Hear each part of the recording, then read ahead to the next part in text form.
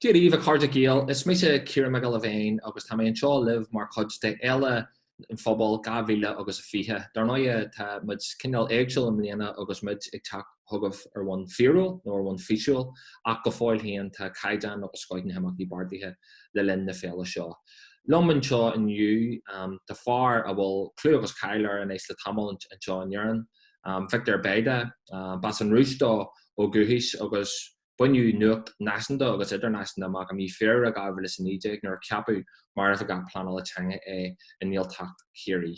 Agus tá muid gáil céas na pleanála teanga a Chiarraí le Victor inniu. Ach sol an dhéanam sin Victor céas iontar ginnealta go dé mar a chríochnaí fearr do bhain na Rúise ag fhoghlaim na Ghaeilge agus darnáid ag chríochnaí pléile cúsaí Ghaeilge a gCiarraí go dé an céad céim ar an éistear sin duite. She's an chéad chéim, béidir an chéad chéim go rugach mé Moscow agus sin 2008 agus láiríoch béarla liom actually mar ceanna raibh an béarla timpeall an sin bhíon tír dúnta mar agus ní raibh mór an trosóirí timpeall na háit na rud ach búntúirí béarla cáilethe iad is múntúirí béarla iad má hisismithirí agus just dhéanaidir cinenne gombeadh sé go maith domsa dámbeadh teanga sa bhreise gom seachas an Rúis ní bhar an teanga timpeall an ach an Rúis agus just láiríodir béarla liom agus tá an bhuaocht dóibh a sinna dhéanamh agus ní mar ar béarla dámbeadh Gearmánis nó Seapánis nó péteanga bheitchan bheadh sé go maith mar is súntaach an deis seo níos móna choras a bhain fáiríochta agus stór focail agus rudaí mar sin a bheith got just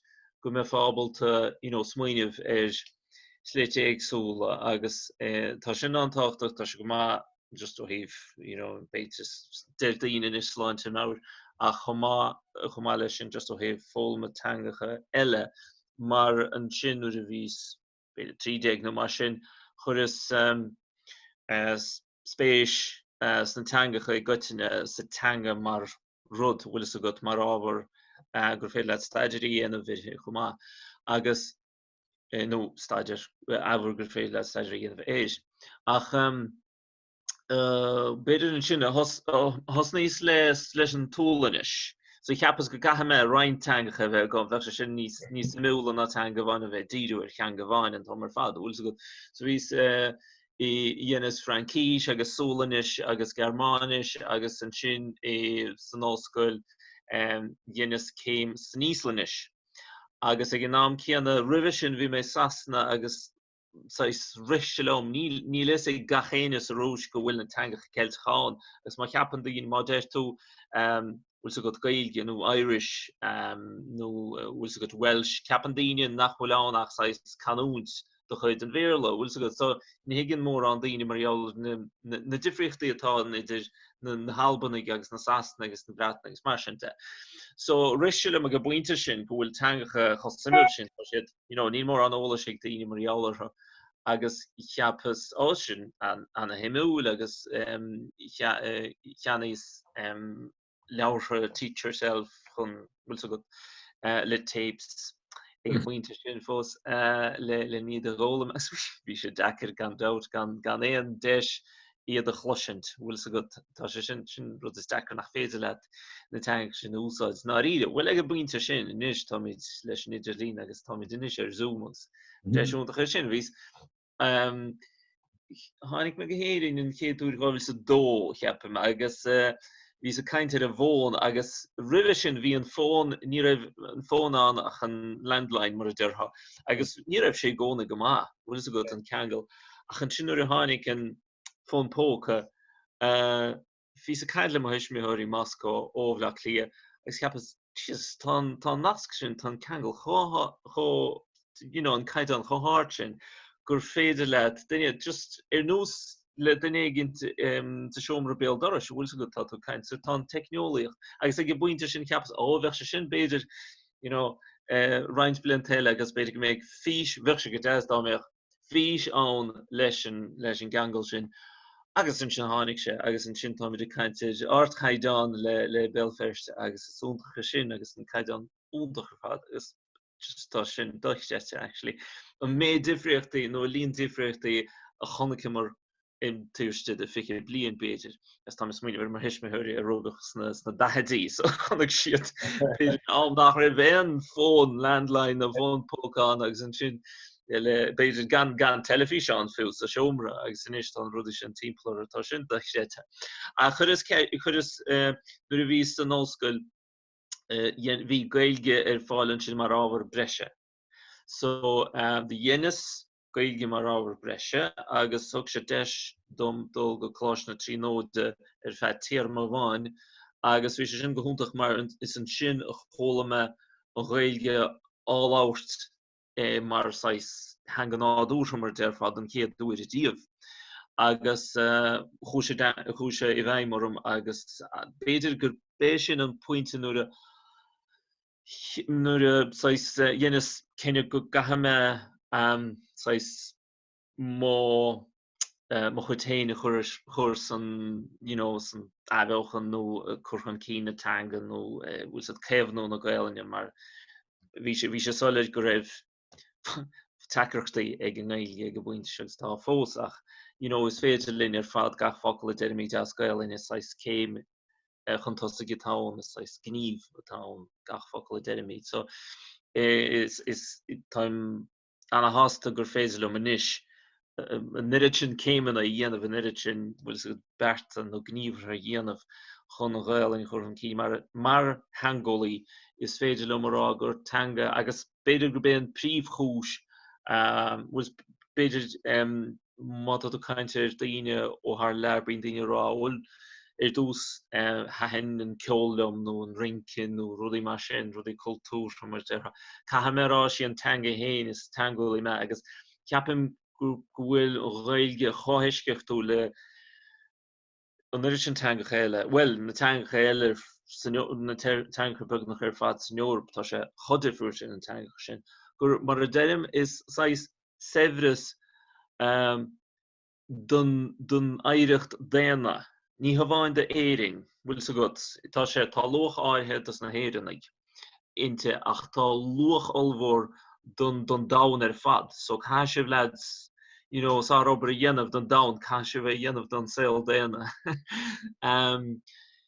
So beidir go bud sin feagarín ní bhfuil am dul a mú an gceiste mar féidir am láir mar.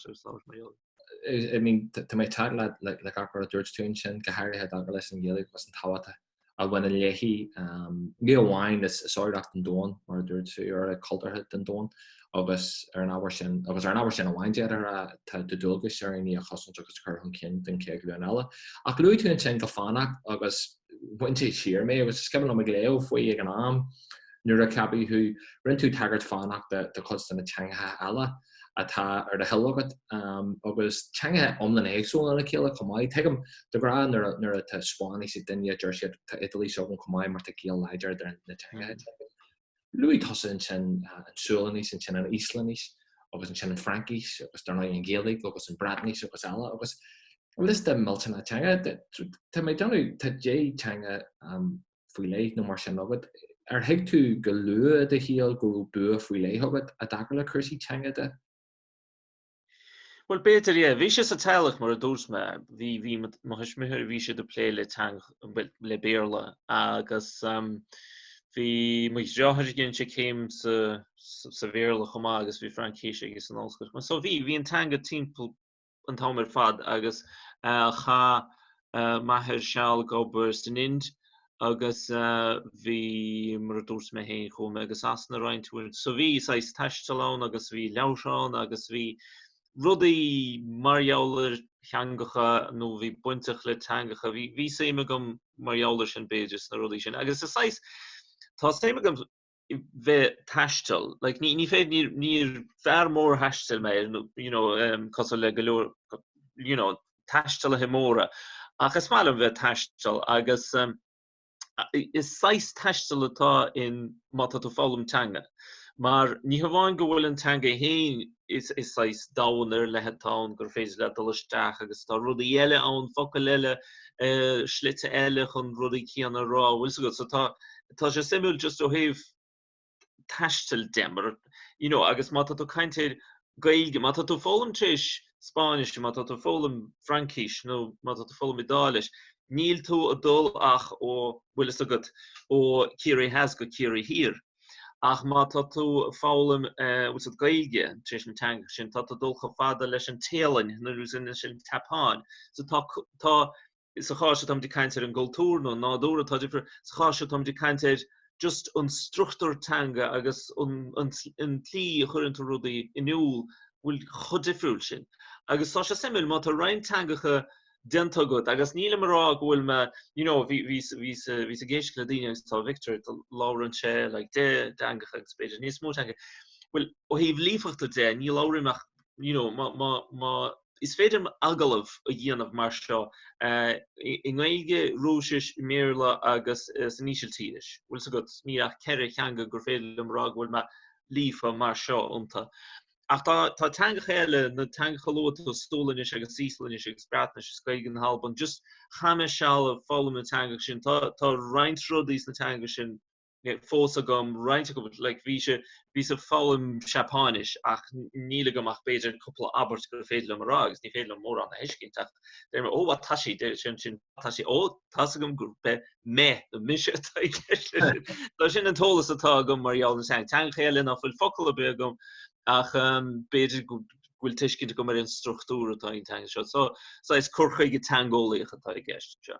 Ach so an rudstachtas cháise beidir go bhfuil tú séir níl tú rá ó sem a hógas tá me tríis tosnú le Frankis chaime techt go dtíon deire agus an teanga ar fad a ghol. Tá sé de dhéanta ní féidir é dhéanamh, so ní chatú a bheits muoine bhar fálam teanga mar sais rud críochnúil gur féidir le an sprippa. Eister síl atá? Yeah, is sais slíomhethe tána nó beidir lifestyle in áíre, bíonn tú fálam teangas tagan tú úsáidin tú teanga fálam tú rudaí eile rudaí nua is sais teiste atá as cathe tú fálam sais tainmh a bhaint as an teistil sin. Agus is féidir, like tá sé go hanaéasca nuair a scaoilann tú leis an smaoinemh sin go gatha tú a dhéanamh go dtíon deire, agus is cruúdú dhéanamh an deire agus testas a gháil. Agus an sin tá an teanga go. Ní hé sin an tlí go bhla íon daoine teanga in áíre, so yeah. Well, tá mé dean gneanan daoibh cinneal rud mór sa tír seo ina bhfuil tromach land an fphobal an seo aon teanga agus nuair a sin insa cultar tá mé deanna gneanna tíar a bhór a gine a bhfuil lis de luú tú híon nach bhfuil ach ceir a hanga agus féidir agalú mar seo. It is an dóchreide don grá fphobal an seo. Ní bhéh nóha fan céad den fphobal an seo nó ní smó abal é a deanga bhaint even muid an Bhirle. So tá mé deanna go muna té leis an cóhacht an bhfuil tú beidir san Europe go mé ó dear go difriúil daoine an bhfuil an ilthes agus an dáhanga hes níos cotsanta. Ach tá sogam ag cóhachts na tíra seo agus gCiarraí a cuairtaí ó thuaí agus muid a caint ó cinneal level in takeísal agus a géirí chur leis an teanga dé ar né. Dúla mé sin teanga ar scoil, so ar bhain cinneal fócátíach ní cehilam mas mai le an teanga ólam. Nuair a tháinig cantí sogam fi Ghaeilge an fásta, so tá mé deanna chuin garad leabhar lá ach a kind of fóla mórí fásta. Déine a dólam is na rangan ihe agus eile ringelóach ag tagart den fúsés fólam agus gur codí sé lá mar cod an fúsés sin a bheith ag teagask i Ghaeilge so nuair a dólam siad go leor hosí siad ag teagask agus codí an teagas agus tá sogam gur chaitú héan seall in sin ollscoil sin in Moscow ag teagas na Ghaeilge agus dúra de jogal a couple aber tarafo sin agus fásta churniúil doing an mór an sima. I mean, a ristala into tír seo bí me dinne ratal rangana caiimid breúir chuganí an amna tá an sima daoine eile na rangana agus eile, but tá go leor bre le deanna sa tír seo agus bheith daoine eile hin céan fá mé ó spéisi gní in Moscow an teanga ólam contract ar a Melfirste nó a Maile Flia. Well, an héadró a dúirtú mar jaall go bé an teagas gan tlí fearr an teanga gálam sin gandát ní céad fin géad agus nuair a hosníos a múna Ghaeilge san áilscoil ní raibh caim rá be má cant agus bhí me má canta leis na léinar bhí me a dhéanamh ná raibh mé ná ríre ábalta é córá ceartaí ní bheith me ábalta aglah mar seo dhéanamh in éair ag a buinte sin. So hí beganí smó óla se gomsa mar jaall in Ghaeilge i gomráid le daine ná raibh focail ar betheá tuigeann tú. So bhí me sais ich heb es gemach me ábalta dhéanamh bhfuil go ábhar breise bhí an péisceáil seminar go raibh daoine teach agus imimechttótha bhfuil go just sais rud sa bhreise bhí an so sais curcol béidir bhí an ag tús agus an sin gáhfuil sa de bhí mar ábalta céim i dhéanamh as Ghaeilge so is féidir leat céim sa Ghaeilge dhéanamh in an áscoil Wasco. Agus as forbartúntacha sin gandát agus just chun coppla aine lua sé Gary Bannister ó sligechachtá sé ina chonim ná clé leis na blianta agus is session in áíre a hosníos a múna Ghaeilge bhí sé Mascos na deire na seachtadí cheapim agus tús na nachtar deire na seachtadí béidir agus bhí sé fáil bhí sé déanana dochtúris béidir sa Rúis agus just fuair sé chuire ón dáhan na raibh me se gobar techt an sin agus Ghaeilge began Ghaeilge a bhúna dus an daoine bhí an sin agus meas an líine sin bhí an daine tá sé inis ina tholamh tá fós a múna Ghaeilge so sais an nasc sin idir é héin agus tá sí is sin áíre tá leistír don forburt began nach ar fad atá ó híh na Ghaeilge an áscoil Tatjana Michailova. So sin rud bháin tagas gandát agus tá me gona smaoineh consas féidir úsáid bhfuil sa go sa rang agus dearthain go bhfuil se caiimiid techt sos le rud éigint mar hampla is a smaoineh bhfuil sa go an rang bunas cionna dhéanamh bhfuil sa go nach é an múntóide bheith I gceist leis an tagasc ach le I mun an tagasc béidir ach na mé léin go méid siad go méid sais an curriculum agus an chláir brimar deartha a go héin seachas ag an múntóir agus ní bheith sa múntóir ach sais faointe ólais dibrig sé go hanbhhailm sa bhí chomar go dtíon gréig sire agus ceapas ó tá mu dul go dtíon gréig smáilm teanga cha beganin gréige se rólam agus bhean chéile tá cara agus tá gréige sé is mútar gréige sé í agus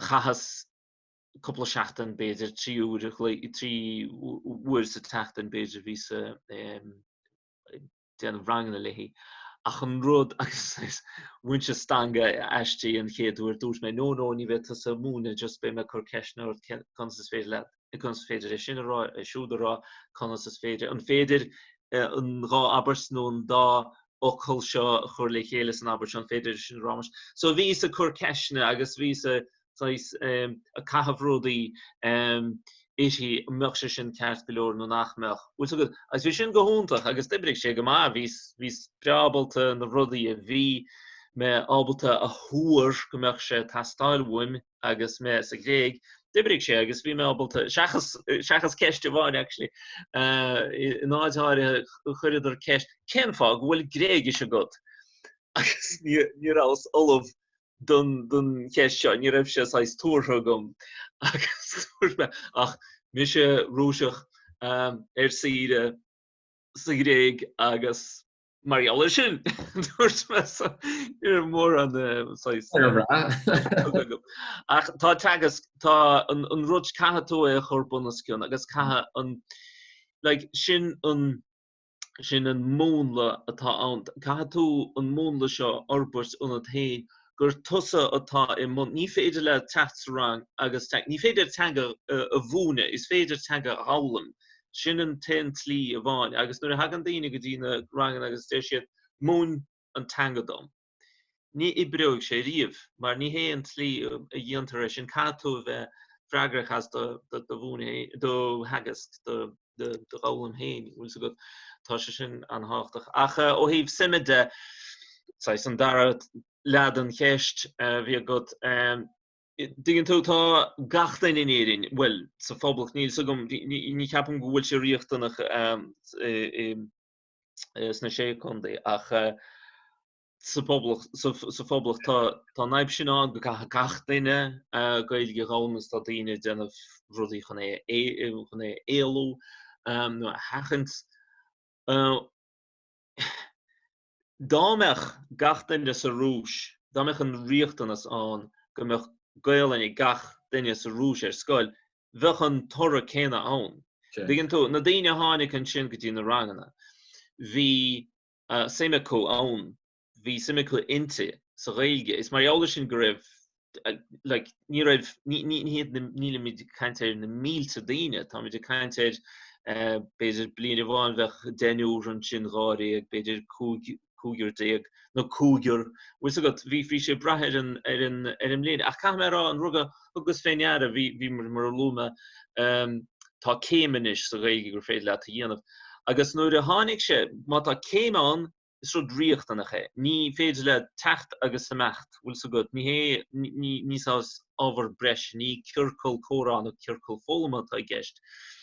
Agus ag buinte sin, caithim rá thugus féinneara go raibh sa grúpa agus chonig me rá grúpa actually agus sa rá grúpa sin, bhí daine an agus bhí reinsteine agus bhíidir briasásta bhfuil so good éon sais obair i dhéanamh obair bhaile éon rud agus rudaí sa bhreis.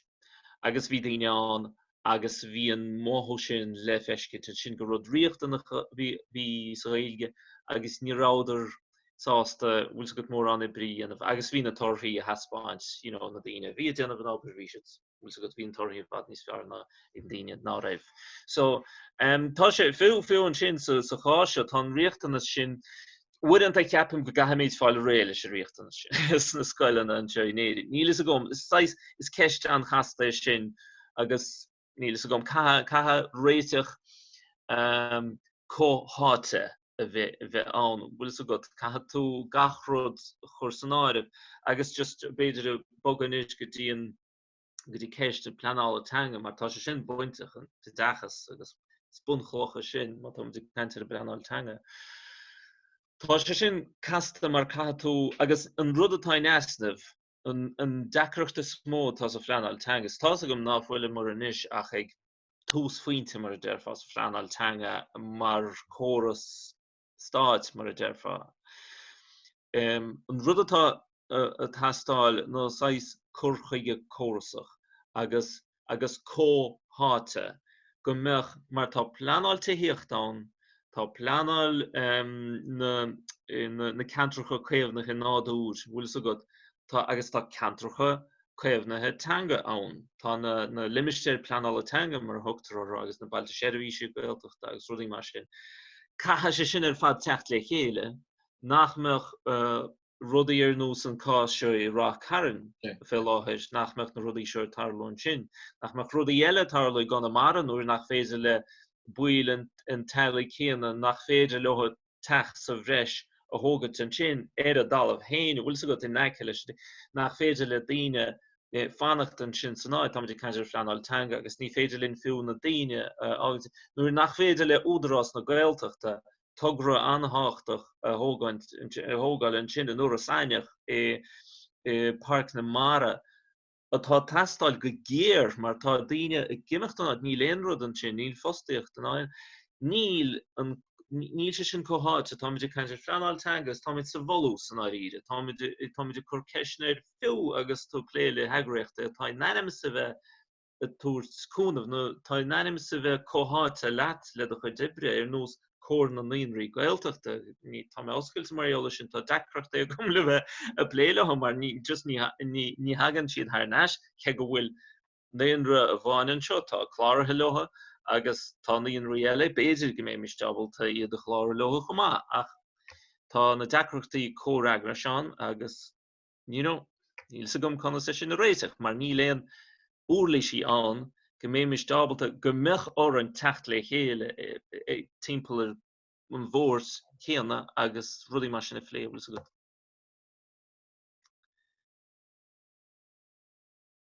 Ní féidir le tú cloisin tú go Continue gan an daras an seo mar a ceap mé fó.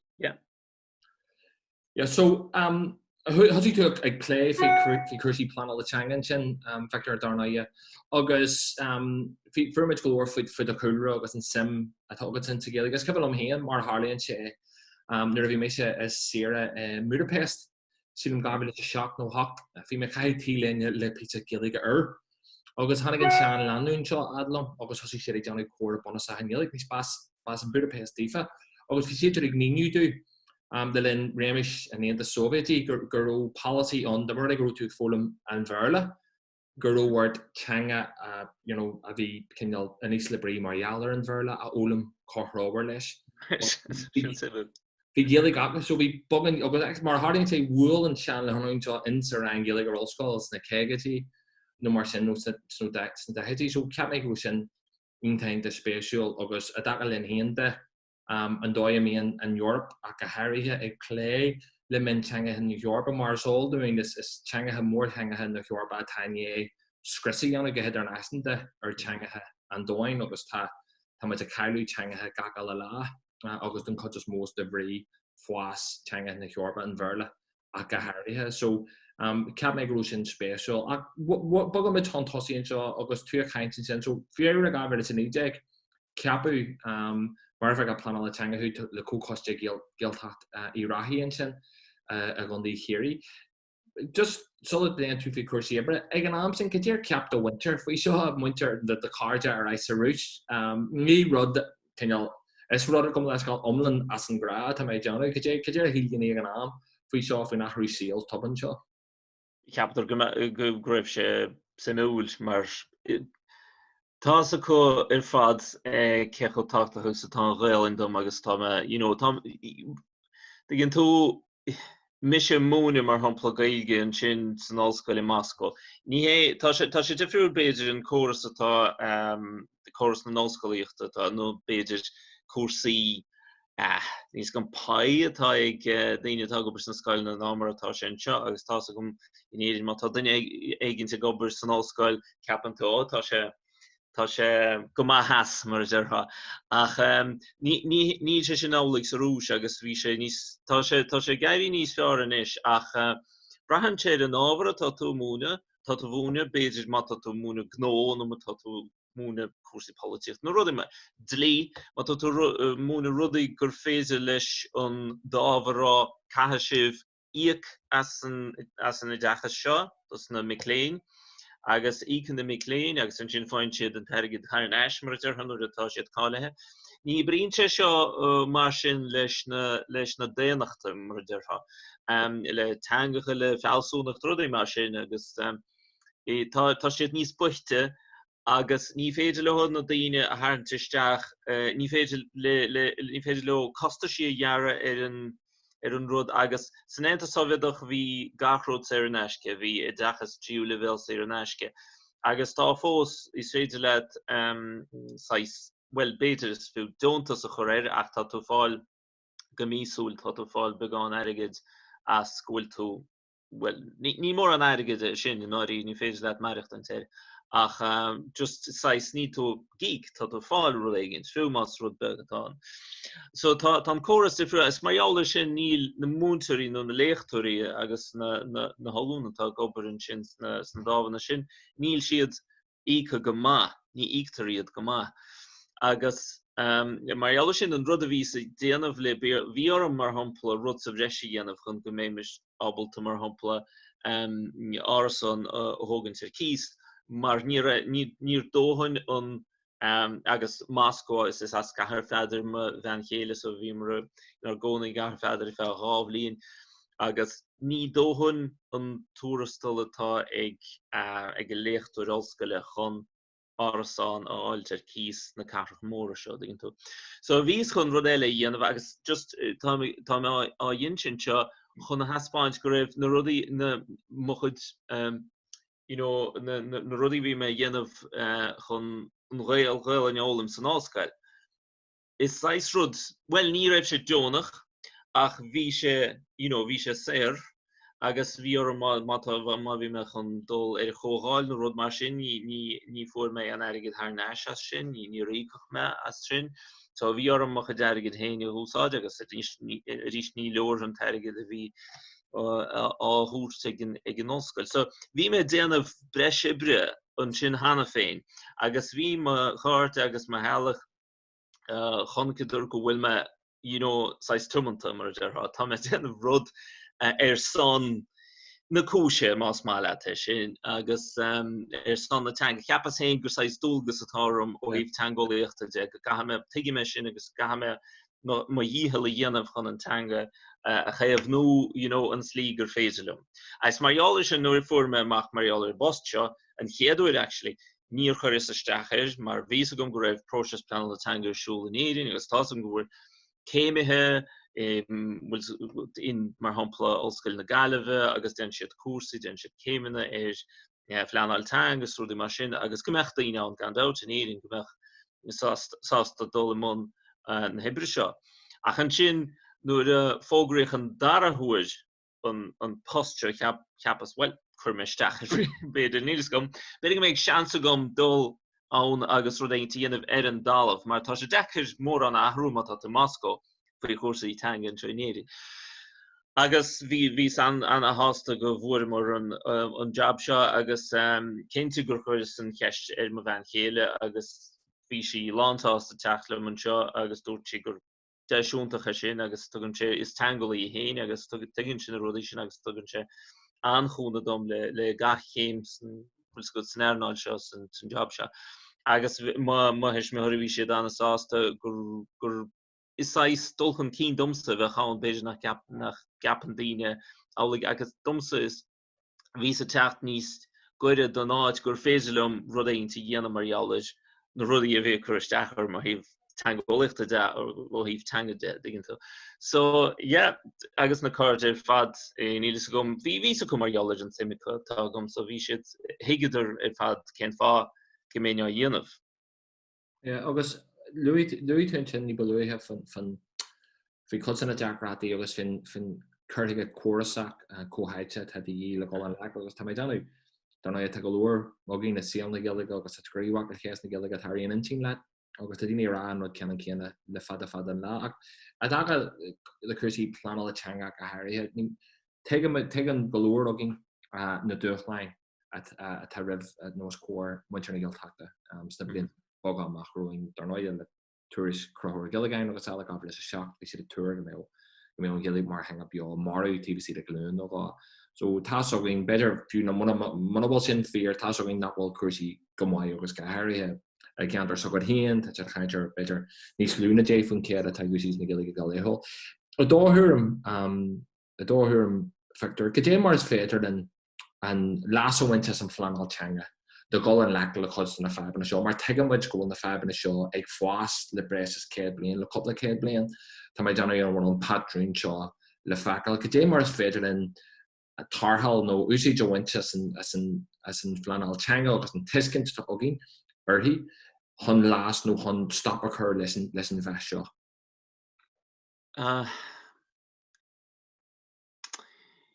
Well gédó sís caiimrá tá sé brahan sé an áit na bhfuil tú. Brahan sé an áit na bhfuil tú déanamh an pleanáil cai sé bheith anna áitiúil. Tá rá marall tá caiint marall rudí bheith cóháte. Ach ní chéalainn sé sin go gatha mún le bháin a bheith ann, agus tá agla orm hebh bháin bhhailm gombeach sé cóháte ach tá a gom na daine bheith a gceist leis bhfuil go a cóháte le chéile bheith sais féidir sé díraigh sais rudí mún le bháin a bheith ann go méidir tá sé ní sé tá sé anna dhechar má tá nirid sin áitina god agus plan le i ngach áit. So Kato sais mún le a bháin nó beidir dálaid múnlaí saolas fearr bhfuil go. So sin an aglatá mar de marall an rudí bheith cóháte ach cai siad a bheith cai choras a bheith ann ach cai sé bheith solúpa sin an rud is táchtaí má tá de pléile daine i gcoiteine. Catú bheith solúpa mar tá gatainna difriúil agus cinnte go bhfuil gach pobal difriúil bhfuil go.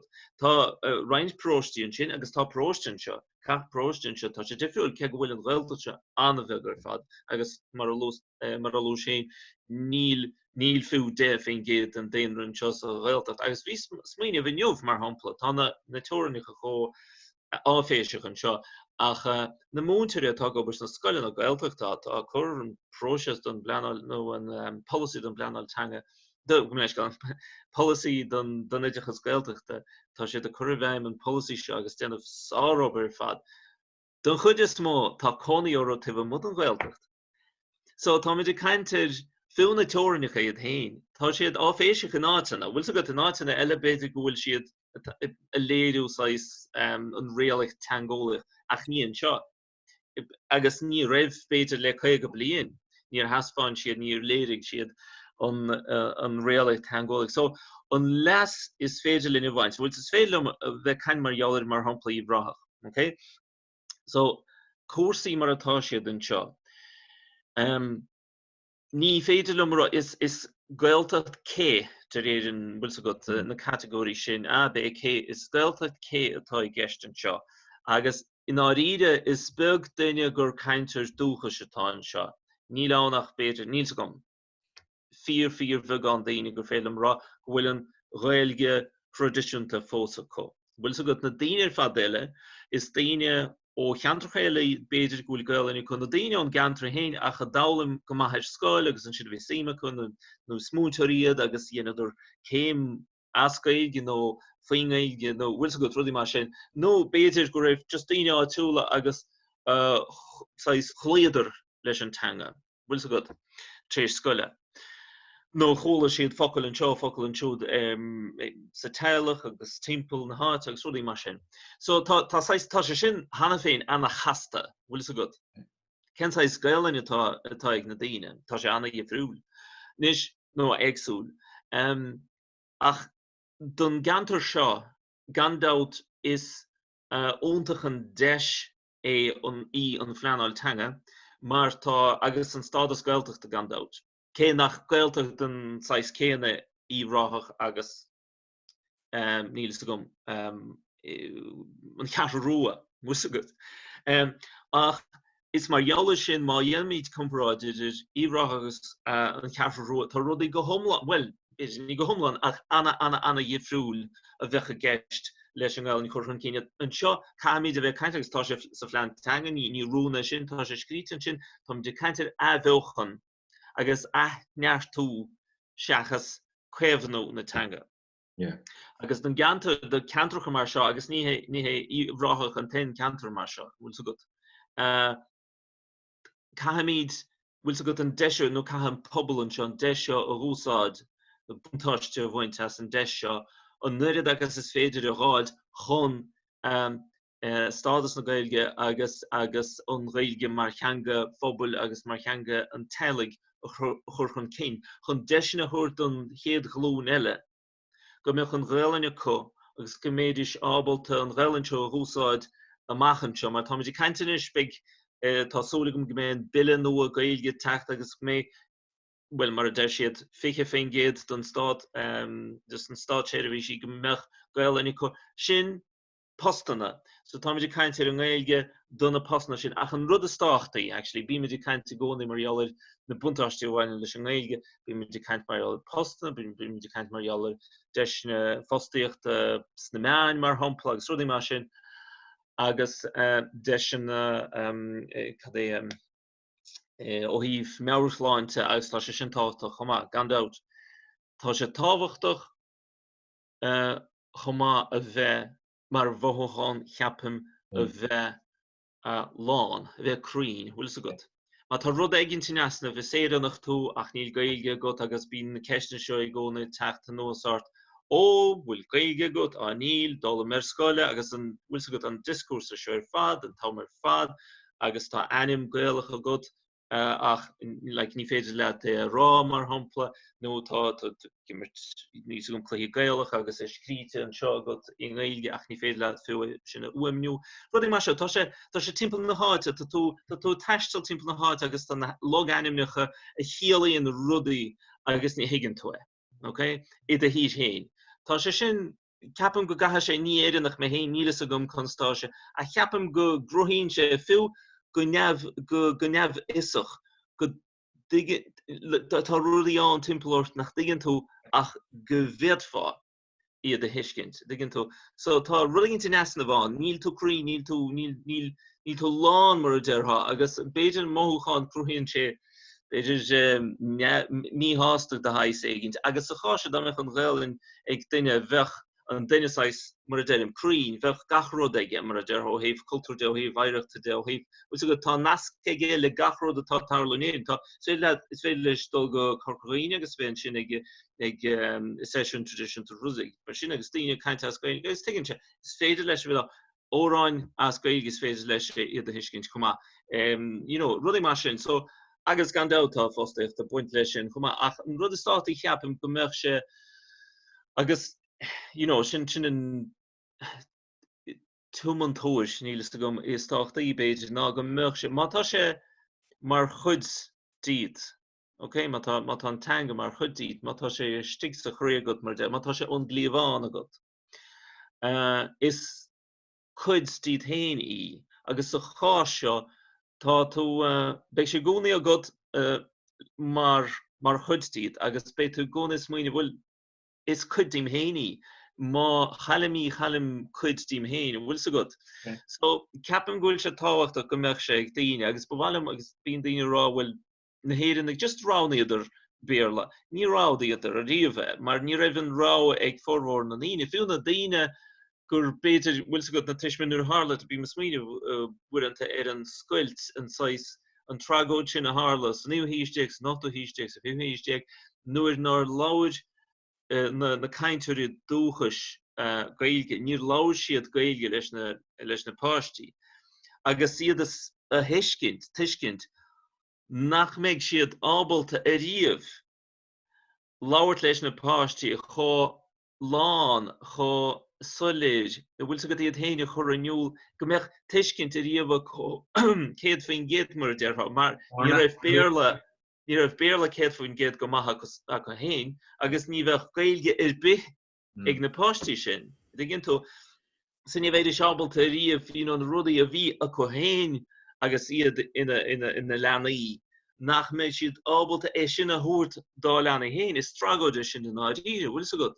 So agus gach teilech beidir in éirín chóir siad tríd an tragóid seo, tá scoilte tá tragóid in gach teilech mar deartha. So de ceapam bhfuil se sin just is rud é sin a chafra leis an áide agus tatar nest an pleanáil teanga gach cantar agus cantar an cearú rua tá beidh rud a dhéile manis just ní féidir an bheith caint ar gach cantar. Agus sa ceantar seo ceapam gur dé sé seo sais an leis seo a bheith ann ar an staid seo agus just an ráha thuairt a roiine agus severas sa bhreis a thuairt don gantar agus an daoine go mbeadh siad ní severe bhfuil sa gut. No, an spéisiúil is mé tógal ar coppla dúirstú an sin darna luimiid an sin an pleanáil teanga agus is early sí an pleanáil teanga gur féidir an úsíd hon go an leaglas na febanna teangolaíochta nó seach teangolaíochta tar timpplaín a ggóthachs chumagá sait ar na bhas dú chéan an seán ar bhil farste tá sí cinál éagsúil inta bhéid is gur an teanga mas mar lead omlan marú agus an sin hógaí ar thu chéan í a hógáil a rééis trúimiid a toiseach le cinál canvas glán. So nuair an tú rud an ar nós choras a le daoine cosla Joshua Fishman amach de céim a sillir agus féidir le ará bhil ghlagamid an céim sin ghlagamid an céim seo agus sin bogaimid a ré ag na céimeála. Agus tú lé gandar gilthachta tá donna sin níos casta mar tá tú gáil mas mai ar a bhaid leidir agus a ggéirí níos sligo agus a ggéirí na thuirlaí cean an céanna seo úsít le gáil an leagla so tá méid tagla céad fan céad go bhfuil sé go mór ag brathar na cintí faoi lé a bhaineann leis an teanga. A bhhail am de thuair a ail ar éis gCiarraí mar gur bás tírealathu sin go bhfuil seo spéisiúil a dtíobh an sppragu atá daoine an Ghaeilge a luirt. Agus seo ceann na córatí móra a tá gáil réinte tír seo le fada na. Agus margheall go bhfuil me duine beo in Ilan an bhfuil an bhir le thar timpplaín agus is sár teanga éis an bhir in léon tír dóin nach ratha an na bhfuil an bhir a luirt. So mar sin de féimí tá practical tá féimí tá úsáideach ag an bhirle. Inta cóthaic sin go dtí mar sppragan tú daoine yoga, go dtí an luach bréise atá leis an Ghaeilge a luirt agus ceann na rudaí margheall ar cuasaí políteach den seo thuí agus has, margheall ar tionartha an cóilíne has ar an tír seo. Wahi me agus mahin galordini grogoni lescon rudda ta exo hui but a gare waharo yas grogoni lescon nasku le kes na fenalachta grogoni lescon nasku le kursi di kolini ha so nur vi medinnig leo free leheji Frans Fanon no Alberto Mame no Ngugi wa Thiong'o South Africa Janan Chiachud and nas silver shaw so Sean fa I will miss a goal Gahu or Olam Marhabla again, yeah. Marial are not a hard at the winter, Marial go Shaw, Mar Cudgeton, Trigger Rice, Shaken the Shaw, Gomatigiri Achialvu, no Akowal, a young earn Changa, Margaret Martin O'Kang. Ak Oyas at the even Gis Cursor Raha, Niakamachan, Fagamid Bam, or better Cursi Fosti acta, make umlin kinta will single Margu Yil, the Bontasti Alla listen Changa, Ak ni Akam Bam, Madra listen and Tikul in New York as more case politician, August Tahi talking in Chalmel first yet, come I done a shannon hour spraga, a small tag dini, who will Mohian Chia will Shalvu Nagiliga, no Wago will Nagiliga, it's Jeshi, or Valak Shiaganda, or Valak Jarfak, or Valak, in Rockton at the Kach. Doing Golan Lackler running in the Tragodge or Couriering into the Shakdu Akdu New East Jag. Could you do a tour with Hobbit Hien or in a case mission during Nazca during Polinia House or some Changos and Chunner Henry and Chin or in Jarwood Hagini so that time you? Well, tá Nazca an downtown is in the relation fad. Agus will Scott is faded in Ryan tour into Lig no Lehan to have base playing the audition, playing the audition. Will Scott Kinte will different tolvor it is size na dark atá dine Elena Tanga will tell me come a core McNeil Kinte Mario Torskert and no na Sheikh day agus Sadeshkert Gandalf Torskert Sadeshkert mar jaul nach rev on trid and Shaw mar derha le het blian bug nach gaan so good agus slí tá sé fós a tarlo sa Torskert will so good boychas le die nach will se en slí céan agus a ví se blian to hen ach tá sé tan sais tá sé vad nís bríver mar sin beidir will so good agus tan smuin Begin to Captain Gwil Ryan through the BB then you're gonna endorse the Bruner. Oh yeah, Tasha so Captain Gwil should differ and shows the Jeshkes as Toss the Tushker to have in the dark like Dean Elena Tanga. I guess begin to Captain Gwil should talk to being Dina Denna Trochter and Khas na Haurashe wouldn't I guess media kind says athbheochan teanga really mar sin. Vi se go homlá difriúil sin. Agus an rud beidir is difriúil ná go raibh cinenne tóca na cinenne déanta ag an buinte tosig go mbeadh amhrais lárnach in athbheochan mar a dearrá na tíre fad. Go mbeadh an athbheochan sin a tarló tríd an amhrais. Ní tí Beirlan nó tí Frankis nó an teanga agus amhrais mar ábhar scoile. Bhfuil so good agus dámeach daoine sásta bheith tí seabalta I úsáid teilech agus rudí mar sin. No, bhí sé riachtanach mar dearrá a riachtanach níomháin is na páistíir scoil. Ach bhí sé riachtan de gachéine. Agus bhí blú cheangal sin idir tógáil na tíre agus tógáil na hairise bhí seán an tús. Rud nar Harlaí éirín. Rudnar Harla sna fihidín was bunaíoch an fóbalacht agus ag go buinte sin bhí áid na Ghaeilge na bhí sé dainithe mar chuid don rud fad a bhíoch chun richt trí bhéarla mar deartha. Bhfuil so good. So tá sé fós an mar deartha céad bliain is déanaí tá cuasaí mar a bhíoch céad bliain ó hen. Nís lú caintúirí beidir ach deir míid tá nís lú scoileanna, Ghaeilge ann, Gael scoileanna, Gael choláistí agus tá nís mú beidir daoine sna hallscoileanna gúil Gael in Co agus rudaí mar sin. So is féidir le rá nís mú caintúirí dúchas féin tú ach nís mó daoine ann bailá clia ná is mó gúil caintúirí Gaeilge ann sa tír seo, bhfuil so good. So ach mar sin héin tá an Ghaeilge imimethe, tá sí ar an imil. Sa fóbal I goitine.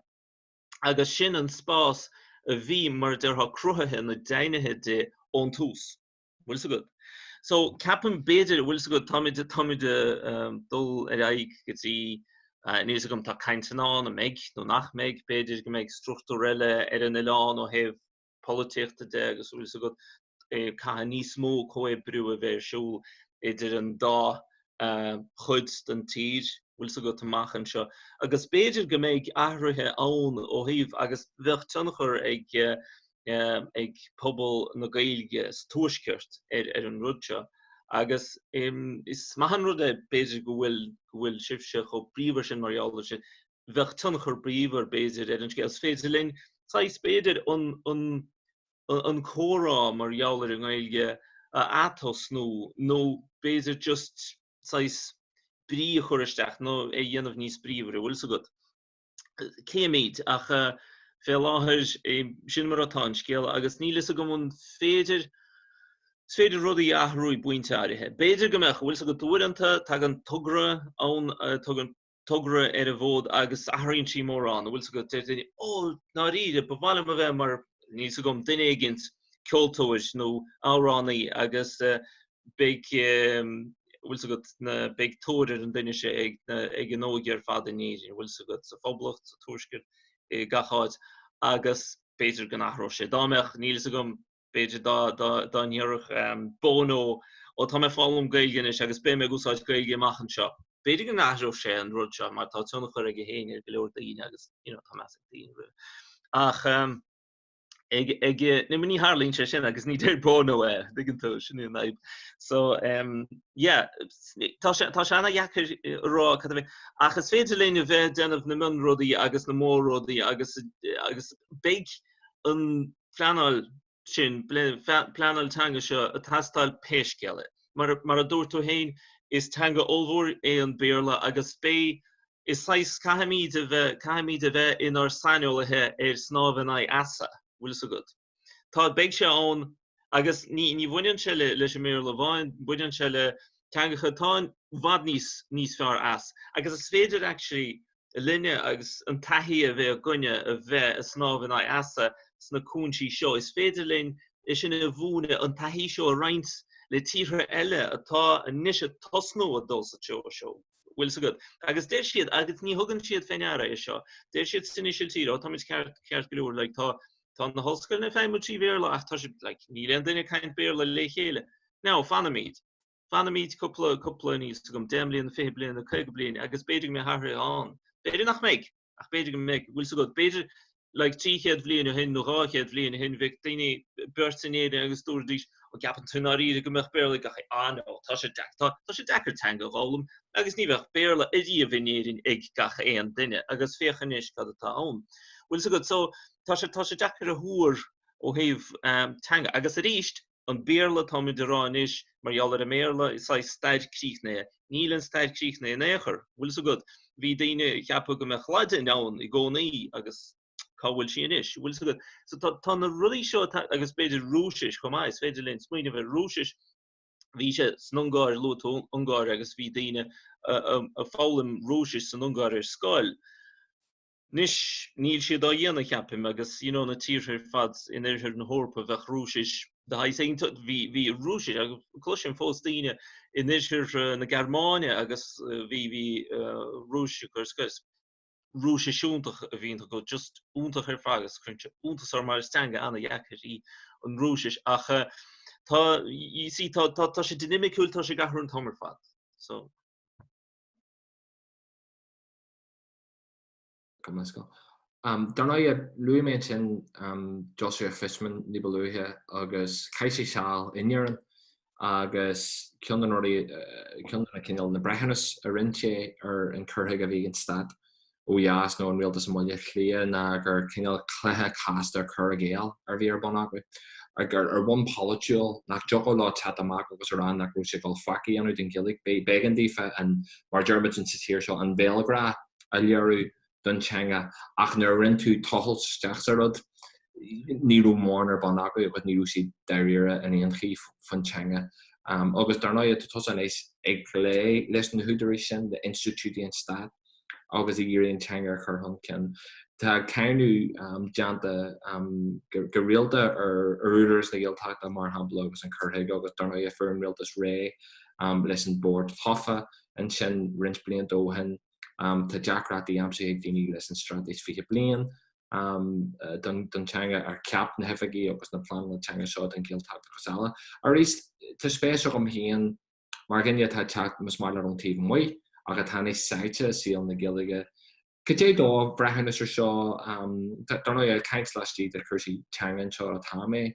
Cé dó brehannas ar Curthaigh an stad a gotna maidir leis an Ghaeilge agus ané an gráid an tosa go bhfuil luú tú an sin go mé ó tíorthaí eile an fhoghlaim ón taithe tá déine carnú maidir le bheith sná an iad na NASA. An bhfuil rudaí gur féidir linne ólam fásta a rihan leat ón taisteal seo, ón taisteal teanga seo tá deanta agad. Bhfuil rudaí gur féidir linne fhoghlaim ón tíorthaí rudaí practical thugann na cur a bhéim an seo ach a dhéanamh las don teanga agus na ceantartha seo. Well, is féidir linn fad a bheith fálam an chéile gan dat. An aibatá an beidir bhfuil sa god in gaáid tá mid dá mé mist séir agus ábalta gachéan rud a ahrú gahéasca mar a deartha. Bhfuil sa god dréir na rialacha gahéasca.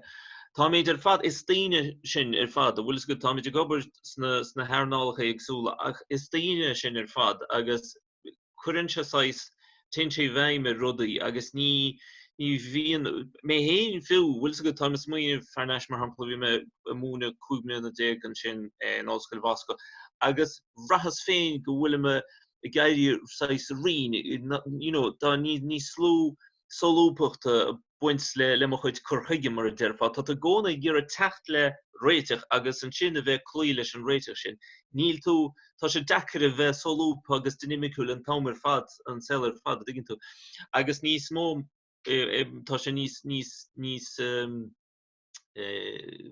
mó fírin a buint le grúpaí má tá caint le grúpaí mar tá brú an grúpán chumá agus tá sais tradiisiúnta is féidir le rá ascrín as cníomhartha bhí ar dús agus an sin catú tá sé anna mar hampla céimiid inis an coint as glas de siad bhfuil tú cá siad dul tríd an próses bhfuil sa go an Canada a haut like séví tréis an táchain rud egin mar sin.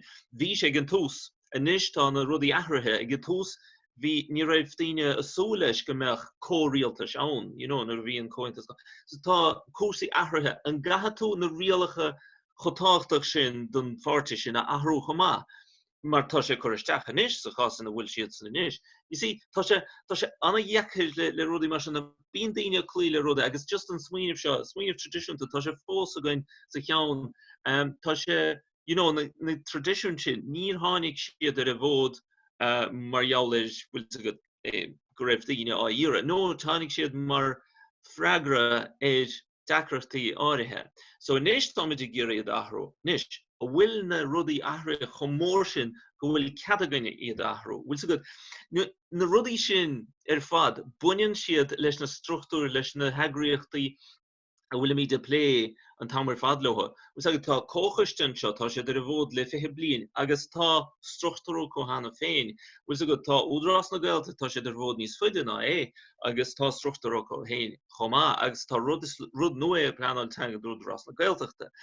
So bíon rudaí ann agus tó lé leis na ranna rialtas leis nódras le daoine i gcoiteanna agus bíon sais frustrach sort. Cén fánach féidir i dhéanamh mar seo. Tá sé soléir go gahatú i dhéanamh. Ach tuigim go bhfuil rudaí eile ann catha siad san na cúnteir fad eile na bhfuil siad san a féimú cá siad san iad héine chur snáibh chomá. So agus caiimiid ar fad. So tá just an rud tá tá castacht a buint leis an rud ar fad. Agus bhhailm rud a dhéanamh níos soléir, is málam soléir, is málam oscailte, is málam, just go mbeadh gath rud críndíireach. Bhfuil sa go achas tócha, uiranta catú bheith de hailúid, ní hailúid maith me inéachar ach tá sé sin a tastáil go géar uiranta agus ní hé go bhfuil tú ggéire ní chun sais bhfuil sa daoine dalamológa chur réon rud éint mar ach just chun be ábalta na semina atá i gach grúpa na rudaí ar fad tá mis gobar ar fad na grúpaí go bhfuil mis gobar le cuspur céanna tá ag gachéine, an Ghaeilge chur chun cín. Ach tá smaointí agsúla ag daoine agus tá cuairme ag sós, tá riachtanas sí tá freagrachtaí agsúla ag gach deom. Agus caiimí teach le réite chéigint go mé stábalta fad na cuairmí sin a chur bhéim mar deartha. Dámeach sé seo fad cóháte, agus dámeach freagrachtaí céanna a gcuine agus riachtanas sí céanna agus cuairmí a bheith go bhfad níos cosúla lena chéile. Bheith sé níos éasca. Tá mé caintanéis rá teoiriciúil. Ní ceapam go mbeadh tuige mé sin. Bhfuil lo me cór na éirí Gaeltachta. Bhfuil go agus ceapfá go méadis sásta bheith coibrú leat. Ach tuige ag an nám céanna gur sais eagraíocht sean bhunaithe atá, agus tá siad ar a bhód leis na blianta tá éirí tá go leor éirí faoina gúram. Tá pleanáil teanga agus na hifiigí pleanáil teanga is rud úr nua seo, níl méid ar a bhódach le coppla bliain. Agus ní higgin fós na heagraíochtaí cad éon ról in á ríide atá ag na hifiigí pleanáil. So caimid beidir agus sin an bhí a caiint le mar choileacha sin an rud is mó sais a churnisteach ar an obair atá gunne ná soléireacht ó thaobh cad éon ról atá gunne. Agus go mbeadh an ról seo feimúil, go mé mistábalta, is féidir leat ról a thuairt a dhaoine agus nach meáchanach beidir na papéir a líonaisteach. Ní hé tá gceist sa chá seo ach is féidir. Agus ní bheadh é neime ag an obair seo, ní bheadh in ról in áir, ní bheadh an torra ag an obair seo. So caiimid smaoineh nó teachta réiteach go mbeadh ról ann agus go mé mistábalta rudaí a bhaintteach. Agus a bheith gobar leis na heagraíochta sin. So tá an córas, sin a rud atá gceist an córas agus próses cóháitethe go mbeadh sé siúil agus go mbeadh seán. Mar is rud nua sin, ní amháin de héirín is don saoil ar fad, don dain ar fad, mar ní raibh daoine ábalta leithid do rud a dhéanamh mar is cinnte gur rud gur féidir le tíre tá níos fearr as, gur féidir lehasan dul mun rudaí mar seo. Mar catú airigid chur isteach ar rud nach féidir leat séimhris airigid nó fostíocht a chruthú ar a buinte do dhaoine. Bhfuil go sinna gan dat an cuairmas mátá ag na rialta siar fad beidir. So, is rud sa bhreise sin rud i dachasúil beidir is muointe daoine agus ce go rud a bhainean ceapam héin le bunus fuach na míoch na tíre. Dá meach níos mó Gaeilge in éirín bheith éirí níos fearr as ó thaobh eacnamaíochta de chreidim. Bhfuil go when ní eacnamaí me héin agus ní féidir dom héin me héine bhréagnúmar deartha nó aon rud a rábhfuil tá mariala seo na mariala siúd ach sin chéidim héin go rálaigh atá sé. Well tá bar mhórteanta ag leití finbar bralahan ar an ábhar sin agus iad ar is daoine a bhfuil tuiscinteach ar chusaí eacnamaíocht agus ar chusaí fintriíochta agus iad de moral ceanna céanna go bhfuil luach breise agus go bhfuil mit a ceirliú amach mas mai le nach bhfuil mit ag buint úsáid as an nachhain aontaach seo agin leis an teanga mar ginadúir eacnamaíochta. Nís donna Victor Holland a bheith caint seo ar fé treifil ar an de Chlár Gaeilge, but tá trúna seo. Agus just listen to Lee Wally occur, agus tá so is case master cast é seo nó master dilly ar agart nos mai le chuddá clúdaí thugad hana féin de linda caintse. Ach leis siad a couple of habits mas féidir dat da méo slatdíireachta agad nó da méo illa cuacht agad de ré rudí anú. Could you rud is táhaidí an afrofa le chur leis an obair a tarbon agad a gCiarraí nó ins na gceilteachtaí a gotsinna. Could you an aitse that is táhaidí dar lad le béim a chur agus de jogad lad acte gan a dhéanú leis an illa cuacht seo a chreidir tú a dhéanad an difriúil smó nó difriúil soltasí. Well mar déim tá anna difriúil ó Gaeltach go Gaeltach tá sé difriúil. Dearhann go mbeadh sé agus cai sé bheith cóháte leis na cantracha íorghailteachta mar deartha chomá, mar tá daoine ans na cathracha tá anna gníomh óíomh na Gaeilge de mé féirste bailile clí agus cinnte go caitheann nascan a bheanna de na cathracha agus na cantracha Gaeltachta gan debht. An rud a dhearhann go gatha bheith an ná well tá níle me caint mariala ille chuút amach ille chuút gom dearhann well bhfuilm gomach gael in gachéin in éirí, agus, maid a dríochta, bhfuil go. or an Níl Co glas iad a tor. Gotíre. An rud a dhéanana ná béidir, bhfuil so go dámeach rud a siúil, you see, an Countess na Fiban atá ná ní ectir an Ghaeilge, okay? Bíon daoine maireacht an tinéirín gan éonolalas acu, gan thuras féineara faoin Ghaeilge, bhfuil so good. So an rud, agus as sin a hagan an cheisio, cén fá airgid a chathafisí, cén fá an Ghaeilge, cé láraí, like ní le daoine eicim, ní bhuailm le daoine bhfuil Ghaeilge acu, bhfuil so good láraí an Ghaeilge. Agus actually, go leor tú a féchant na meanthó síalta, agus cén tú daoine go bhfuil Ghaeilge acu, téann siad an pléthe rudaí as bearla.